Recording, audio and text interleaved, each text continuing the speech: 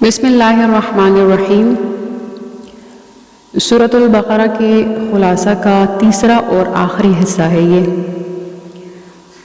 گزشتہ حصے میں ابواب بر یعنی کہ کچھ نیکی کے جو اصول سورۃ البقرہ میں بتائے گئے قریب 24 ہیں۔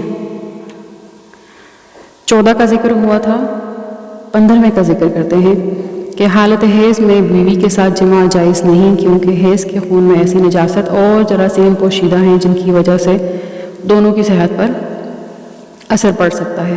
بہرحال اس کے علاوہ جو بھی چیزیں ہیں، اٹھنا بیٹھنا، اکٹھے کھانا پینا، تو اس میں کسی قسم کا کوئی حرج نہیں، اور یہ اس لیے بتایا گیا کہ نصارہ یعنی جو عیسائی لوگ ہیں وہ جماع کرنا بالکل برا نہیں سمجھتے تھے، لہٰذا اسلام نے افراط و تفریط کے بجائے ایک درمیانی راہ اختیار کی ہے، اور اس کا ذکر آیا ہے آیت نمبر 222 اور 223 میں۔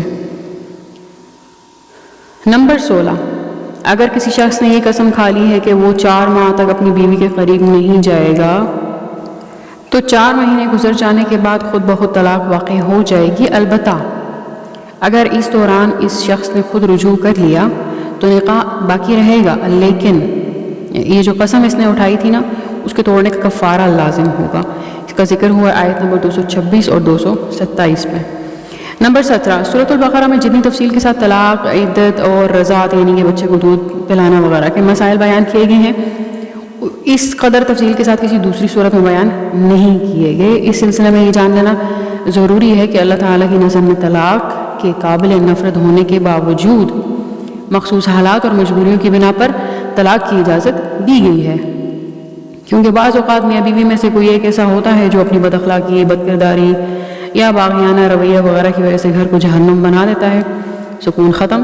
تو ایسی صورت میں علیحدگی کے علاوہ کوئی چارہ نہیں رہتا، اس لیے اسلام نے اجازت دی ہے، اور یہ اجازت بھی ایک خاص طریقے پر دی گئی ہے جو کہ زمانہ جاہلیت کی طلاق کے بالکل برعکس ہے، یعنی تب وہ 100 طلاقیں دے کر بھی رجوع کر لیتے تھے، یعنی آج ہے بیوی اور کل بیوی نہیں ہے۔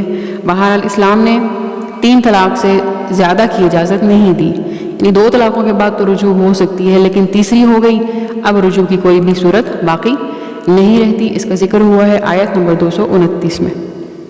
نمبر 18، شوہر نے مہر کی صورت میں بیوی کو جو کچھ بھی دیا ہے واپس لینے کی اجازت نہیں ہے، یہ بیوی کا حق ہے۔ البتہ خلا کی صورت میں اجازت ہے۔ خلا کیا ہے؟ اب خلا یہ ہے کہ عورت اس شرط پر پورا مہر یا اس کا کچھ حصہ واپس دینے کے لیے راضی ہو جائے کہ بھئی اس کو طلاق دے دی جائے، اور خلا یعنی کہ بیوی کی طرف سے علیحدگی کا ایک درخواست ہوتی ہے۔ تو خلا کے لیے زوجین یعنی میاں بیوی دونوں کی رضامندی ضروری ہے، آیت نمبر 230 میں اس کا ذکر ہوا۔ نمبر 19، اگر طلاق یافتہ عورت کسی دوسرے مرد سے نکاح کر لے مگر کسی وجہ سے اس کے ساتھ نباہ نہ ہو سکے، اب وہ طلاق ہو جاتی ہے وہاں پر، تو پھر پہلے شوہر سے نکاح کر سکتی ہے۔ اصل میں حلالہ یہی ہے، یعنی کہ قدرتی طور پر ان کا آپس میں نباہ نہ ہو سکا اور پھر وہ معاملہ دوسری جگہ سے ختم ہو گیا، لیکن آج کل جو حلالہ کے نام پر ڈرامہ کیا جا رہا ہے، اس کے کرنے کروانے والے دونوں پر اللہ تعالیٰ نے لعنت کی ہے، اور اس کا ذکر حدیث میں بھی آیا ہے، اور یہ جو ذکر ہوا ہے اس حکم کا تو وہ آیت نمبر 230 میں آیا ہے۔ نمبر 20، طلاق کے بعد عورت کو صرف اذیت دینے کے لیے خواہ اس سے رجوع کرنا، یعنی بس اس کو تنگ کرنے کی غرض سے پاس رکھنا، یہ ہرگز جائز نہیں ہے، اس کا ذکر ہوا آیت نمبر 231 میں۔ نمبر 21، چونکہ اسلام عدل اور احسان کا دین ہے، یعنی وہ کسی پر بھی ظلم کی اجازت نہیں دیتا، چاہے بڑا ہے، بچہ ہے، مرد ہے، عورت ہے، کوئی بھی۔ اس لیے اسلام نے دودھ پیتے بچوں کے حقوق بھی بیان کیے ہیں۔ تو آج تو پوری دنیا ڈھنڈورا پیٹ رہی ہے کہ ماں کے دودھ کا کوئی نیا بدل نہیں، لیکن اسلام نے اس وقت ماؤں کو اپنے دودھ پلانے کا حکم دیا تھا جب پوری دنیا جہالت کی تاریکی میں ڈوبی ہوئی تھی، اور اس کو قریب 1450 سال گزر گئے اس حکم کو آئے ہوئے۔ حتیٰ کہ اگر میاں بیوی میں جدائی بھی واقع ہو جاتی ہے کسی قسم کی بھی، ان میں طلاق وغیرہ کی وجہ سے، تو بھی دودھ پیتے بچے کی پرورش اور اسے دودھ پلانے کا زیادہ حق ماں ہی کو حاصل ہے، اور طلاق اور یہ جو جدائی وغیرہ ہے اس کی سزا اس معصوم بچے کو دینا ہرگز جائز نہیں، اور اس کا ذکر ہوا آیت نمبر 233 میں۔ نمبر 22، طلاق ہو جائے یا شوہر کی وفات کا سانحہ پیش آ جائے اور دونوں صورتوں میں اب عورت پر عدت لازم ہوگی۔ عدت شمار کرنے کو کہتے ہیں، یہ کچھ خاص ایام ہیں جو عورت نے شمار کرنے ہیں اپنے شوہر کے حق، یعنی اس کے سوگ کے لیے، یہ اس کا حق ہے۔ اور طلاق کی عدت 3 حیض، جبکہ وفات کی عدت یعنی شوہر کے فوت ہو جانے کے بعد عدت ہے 4 ماہ 10 دن۔ اس کا ذکر ہوا ہے آیت نمبر 228 سے 234 تک۔ نمبر 23، جو عورت زمانہ عدت میں ہو یعنی ابھی عدت گزار رہی تھی اور اس سے نکاح کے بارے میں کوئی شخص بات وغیرہ کرتا ہے یا وعدہ وغیرہ لیتا ہے تو ایسا کرنا ہرگز جائز نہیں ہے۔ البتہ دل میں خواہش رکھنا اور اشارہ کنایہ میں اپنی خواہش کا اظہار کرنا کہ بھئی میں آپ سے نکاح کرنا چاہتا ہوں، تو اس طرح درست ہے، لیکن وعدہ ہی کر لینا عدت کے دوران کسی کے ساتھ کہ آپ سے شادی ہوگی، یہ بالکل جائز نہیں، اور اس کا ذکر ہوا ہے آیت نمبر 235 میں۔ نمبر 24، خاندان اور معاشرے کی اصلاح اپنی جگہ بے حد اہمیت رکھتی ہے، لیکن اس کے لیے حق اور حق کے مدد کرنے والوں کا ہونا بھی بہت ضروری ہے۔ جہاد کا مقصد حق اور حق کے علمبرداروں کی بقا ہے، اس لیے قرآن کریم میں جہاد پر بڑا زور دیا گیا، اور موت کے ڈر سے جہاد سے بھاگنا بھی انتہائی قابل مذمت حکم ہے۔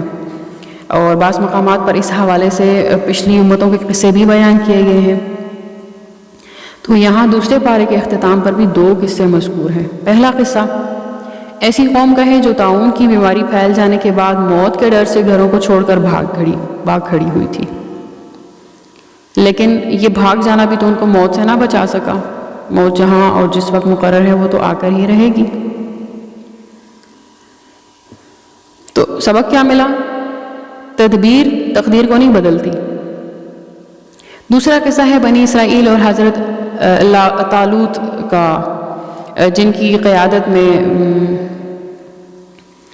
ایک لشکر آیا تھا، اگرچہ تھوڑا سا لشکر تھا لیکن اس نے اپنے سے کئی گنا بڑے لشکر کو شکست دے دی تھی۔ یہ قصہ ایسا تھا کہ خود بنی اسرائیل کے بھی صرف خواص ہی کے علم میں تھا، عوام کو خبر نہیں تھی۔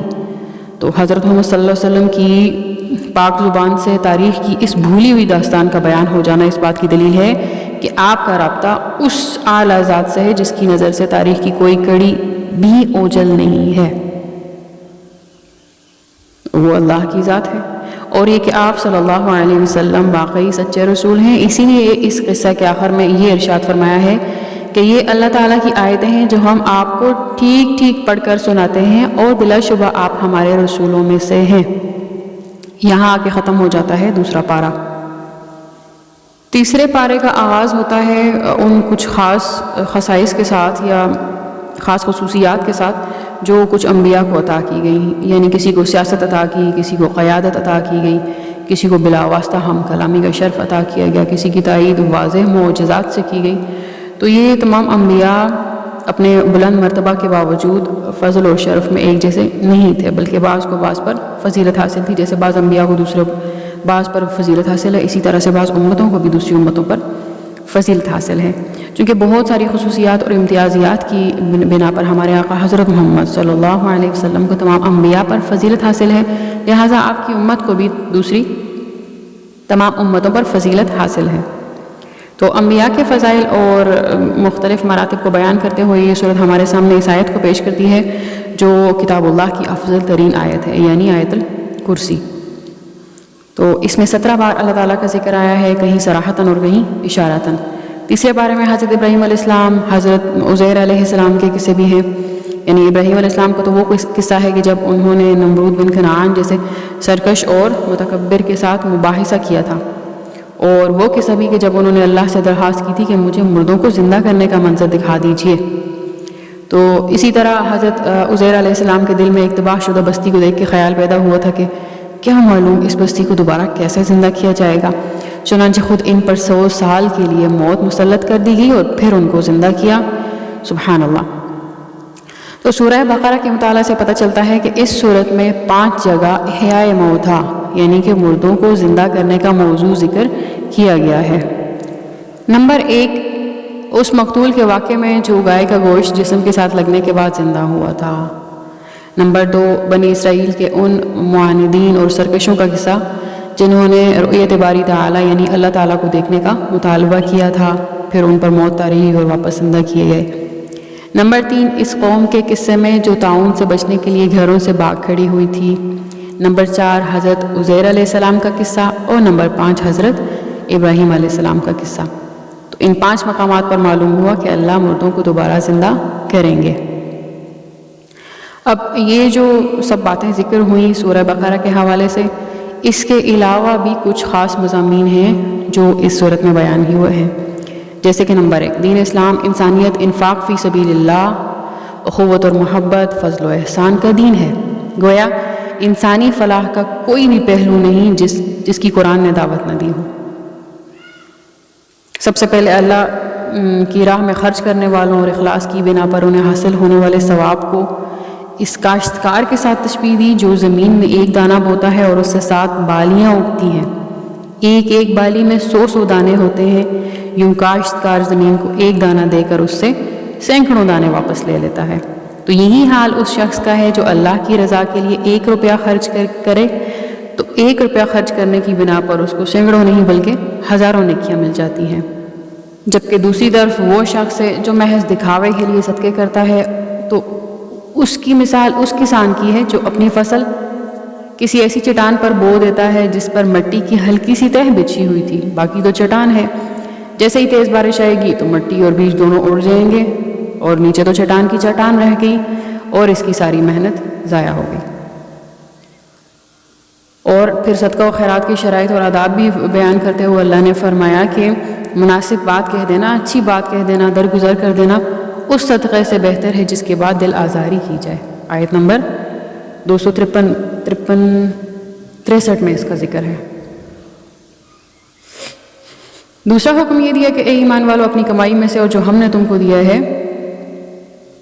اس میں سے بھی عمدہ چیز ہی خرچ کرو، ٹھیک ہے۔ اور تیسرا حکم یہ دیا کہ اگر تم صدقات علانیہ دو گے یعنی دکھا کر دو گے سب کے سامنے تب بھی اچھا ہے، اگر نیت اچھی ہو تو چھپا کے دو تو یہ زیادہ بہتر ہے۔